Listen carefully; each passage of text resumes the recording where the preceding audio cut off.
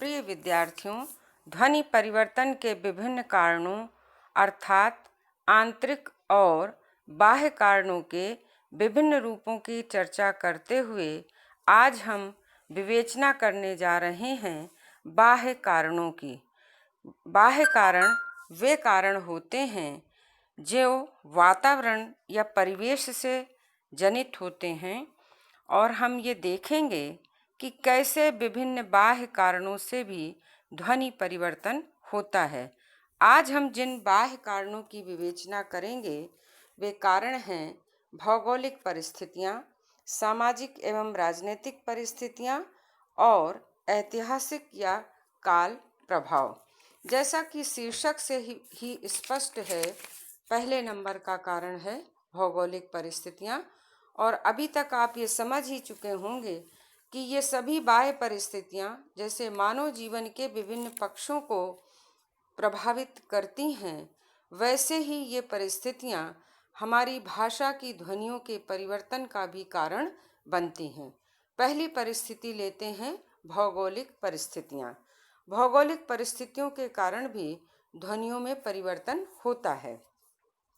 इस संदर्भ में कुछ विद्वानों का मानना है कि शीत प्रधान देशों की ध्वनियाँ समवृत्ति की ओर तथा ग्रीष्म प्रधान देशों की ध्वनियाँ विवृत्ति की ओर अग्रसर रहती हैं। इसके अतिरिक्त क्षेत्रीय उर्वरता तथा व्यापारिक सुविधाओं आदि के कारण भी जिस भूभाग की भाषा के बोलने वालों का बाह्य संपर्क दूसरे लोगों से अधिक होता है, उस भूभाग की भाषा की ध्वनियों में भी परिवर्तन अपेक्षाकृत दूसरी ध्वनियों या दूसरी भाषा की ध्वनियों से अधिक होता है। इसी प्रकार अधिक विस्तृत भूभाग में व्यवहार की जाने वाली भाषा की ध्वनियों में भी अपेक्षाकृत अधिक परिवर्तन होता है। इस प्रकार हम कह सकते हैं कि शीतलता, उष्णता, उर्वरता और अनुउर्वरता तथा क्षेत्र के व्यापक या सीमित होने आदि भौगोलिक परिस्थितियों के कारण भी ध्वनियों में परिवर्तन हो जाता है। उदाहरण के लिए पहाड़ी जिलों में दंत सा को तालब शाह बोलते हैं और इसी कारण पहाड़ में निवास करने वाले लोग जब निम्न इन शब्दों का उच्चारण करते हैं तो वे कभी भी दंत सा का उच्चारण नहीं करते। जैसे समाचार को समाचार, संदेश संदेश और सीट जो बैठने की होती है उसकी जगह वो शीट बोलते हैं, जिस शीट का अर्थ होता है कागज या कागज का टुकड़ा। तो इससे ये स्पष्ट होता है कि जो भौगोलिक परिस्थितियां होती हैं उनसे भी किसी भी भाषा की ध्वनियों में परिवर्तन होता है या परिवर्तन संभव है। अगली परिस्थिति जो ध्वनि परिवर्तन के कारण के रूप में विद्वानों ने जिसकी परिगणना की है वह परिस्थिति है सामाजिक और राजनीतिक परिस्थितियां।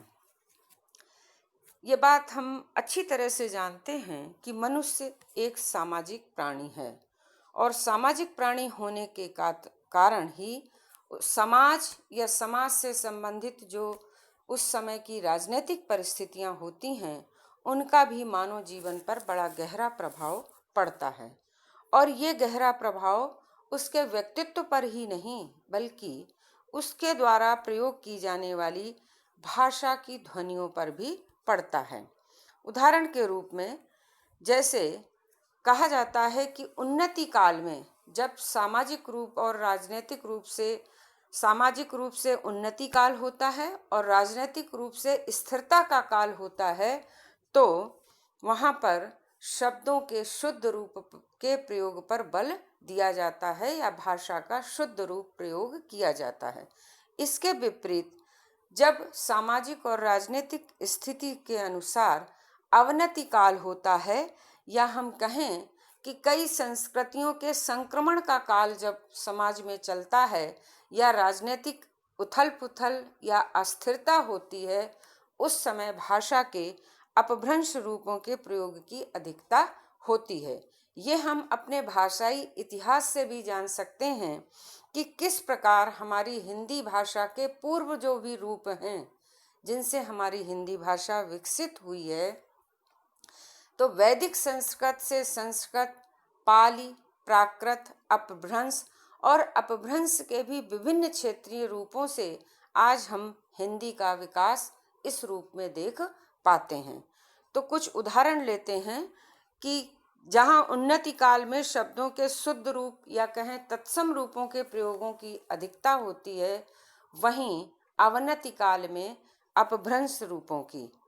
स्क्रीन पर आप देख रहे हैं यजमान का जजमान, यज्ञ का यज्ञ, दिल्ली का दहली, लुंचित केश लुच्चा, अर्दली अर्दली और वाराणसी का बनारस जैसे प्रयोग इसी प्रवृत्ति के कारण प्रयोग में आते हैं।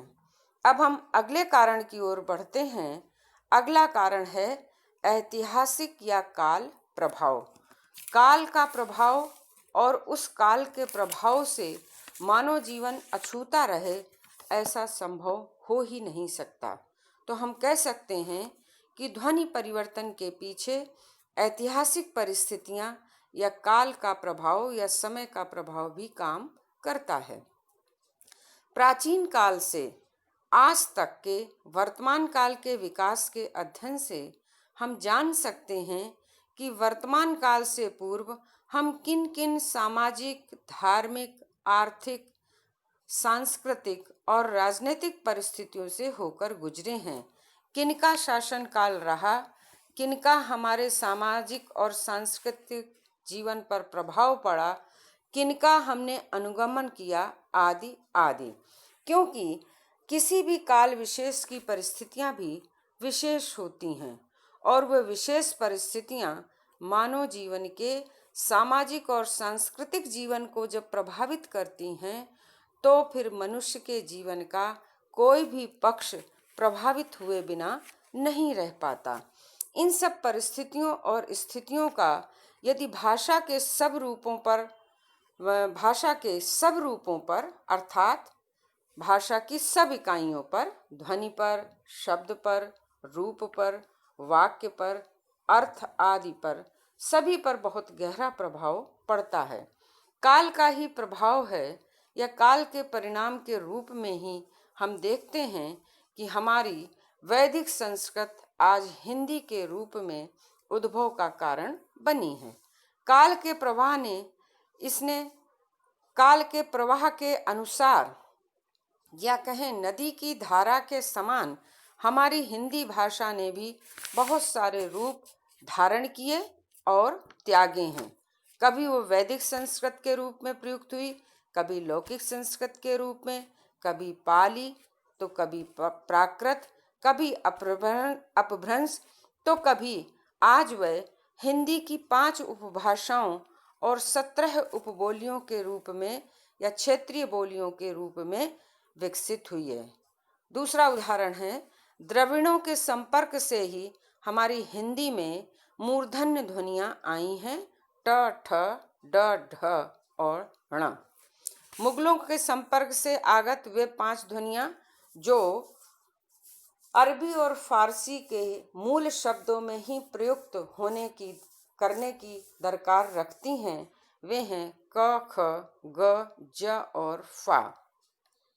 इन उदाहरणों से स्पष्ट है कि इतिहास का या समय का, काल का प्रभाव ध्वनि परिवर्तन का एक बहुत बड़ा कारण होता है। काल के प्रभाव से कुछ ध्वनियाँ कभी प्रयोग से बाहर हो जाती हैं, तो कुछ परिवेश का जो काल का जो प्रभाव होता है, कुछ ध्वनियों का प्रयोग होना प्रारंभ हो जाता है। हम कह सकते हैं कि संक्षेप में ध्वनि परिवर्तन के यही कारण हैं, लेकिन यहाँ पर यह भी स्पष्ट करना आवश्यक है कि ये कारण पूर्ण हैं या हमने सभी का विश्लेषण कर दिया है, ये बात भी असत्य है। उपर्युक्त ध्वनि परिवर्तन के कारणों को दिशा निर्देश या संकेत मात्र ही हमें समझना होगा। परिवर्तित भाषा की प्रकृति के अनुसार और भी कारण बन सकते हैं या हो सकते हैं। हमने यहाँ पर विभिन्न वीडियो में ध्वनि परिवर्तन के कुछ कारणों का संकेत मात्र किया है, या इन संकेतों के माध्यम से ये जानने का या समझने का हमें अवसर मिला है कि इन इन कारणों से हमारी भाषा की ध्वनियों में परिवर्तन होता है।